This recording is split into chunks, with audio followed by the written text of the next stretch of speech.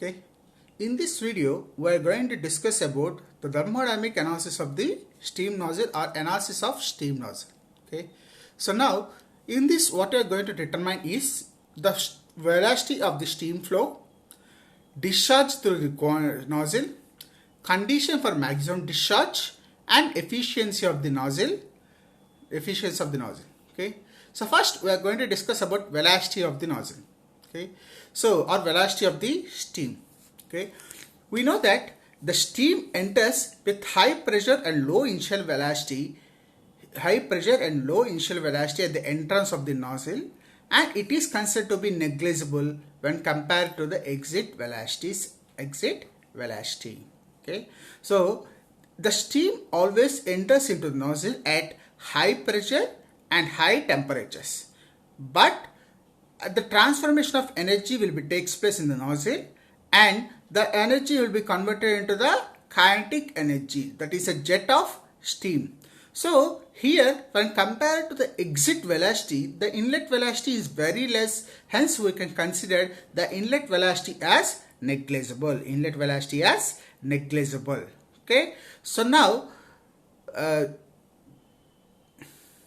this is exit velocity. Okay, let the steam enters with high pressure and low initial velocity, which is negligible, as I said, compared to the exit velocity. Okay, this is occurs due to the transformation of heat energy into the kinetic energy as steam passes through the nozzle. As steam passing through the nozzle, the heat energy, the pressure energy and heat energy will be dropped. Heat energy take place, and kinetic energy increases. Okay, let us assume some terminologies. Capital C, which is the velocity of the steam, which is considered at any section, and in which section velocity is in meters per second, and H1 is the enthalpy of the steam entering in the nozzle. H2 is enthalpy of the steam at any section considered in the nozzle. HD is the heat drop due to expansion of steam in the nozzle. As I said, whenever the steam expansion takes place in the nozzle, there is a change in the pressure and heat energies, and adiabatic heat drop will be takes place. That is nothing but change in the enthalpy HD. Okay. So HD is nothing but difference between the enthalpies of entering and exit of the steam. So now, if you apply the steady flow energy equation to the nozzle. So what is steady flow energy equation? The change in the amount of heat transfer and work done should be equal to the amount of change in enthalpy plus change in kinetic energy plus change in the potential energy that we have already discussed. Okay. So now here we are not doing any heat. We are not supplying any heat. Hence the amount of work, the heat transfer is zero. Okay, and work done, we are not supplying any work. Hence we can say that the work done is also zero. Okay, so there is a change in enthalpy exists due to the conversion of energy. Okay, due to the conversion of energy, and there is a change in the kinetic energy. The potential energy is zero. Hence, if you apply those conditions to the steady flow energy equation, finally we used to get C2 square by 2 is equal to HD.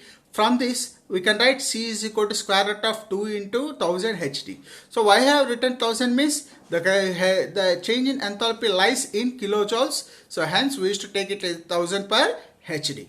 So therefore, if you taken that condition, we used to get the change in velocity of the steam can be taken as 44.7 into square root of HD. Okay. So now, when practically we used to calculate the velocity of the flow, there is a 10 to 15% variation for the theoretical value, because due to the friction, some amount of heat energy may be added, or due to non-friction, some amount of heat energy was lost. So hence, the 10 to 50% variation is there between the theoretical value and practical condition. Okay. So now the velocity of the first thing in the thermodynamic analysis is determination of velocity of kinetic steam. So velocity of the steam can be determined by using the formula C is equal to 4.7 into square root of HD. Okay. Now discharge through the nozzle. Okay. So now to determine the discharge through the nozzle, let us assume some conditions again. So P1 is the initial pressure of the steam at the entrance. V1 is the volume of 1 kg of steam at pressure of P1. P2 is the pressure at the throat section. V2 volume of 1 kg of steam at pressure of P2. Okay. So now capital A is the cross section area at the throat, which is in meter square, and velocity of the steam is in meter per second. Okay. So we know that, as I said, we know that the amount of work done in the nozzle is equal to the amount of heat drop, because since in nozzle adiabatic expansion takes place, the work done is in adiabatic process. Okay. So in adiabatic process, work done for adiabatic process is P1 V1 minus P2 V2 into N by N minus 1, that we all know. So and HD is the amount of change in enthalpy. Okay, that is the amount of heat trap is HD. Okay. Now we know that C square by 2 is equal to HD. C square by 2 is equal to HD, that we have obtained by applying the steady flow energy balance equation to the nozzle. Okay. So from this we can say that C2 square by 2 is equal to the HD is equal to the amount of work done in the adiabatic process. So that is N by N minus 1 P1 V1 minus P2 V2. And we know that for in adiabatic process PV power N is equal to constant. So from that condition I am writing it as P1 V1 power N is equal to P2 V2 power N. Therefore we can write V2 is equal to V1 V1 into P1 by V2 is equal to, we can write it as V1 into P1 by P2 power 1 by N. Okay. So now applying those, again taking the equation C square T square by 2 is equal to N by N minus 1, taking P1 V1 as common, we used to write it as 1 minus P2 V2 divided by P1 V1. Okay.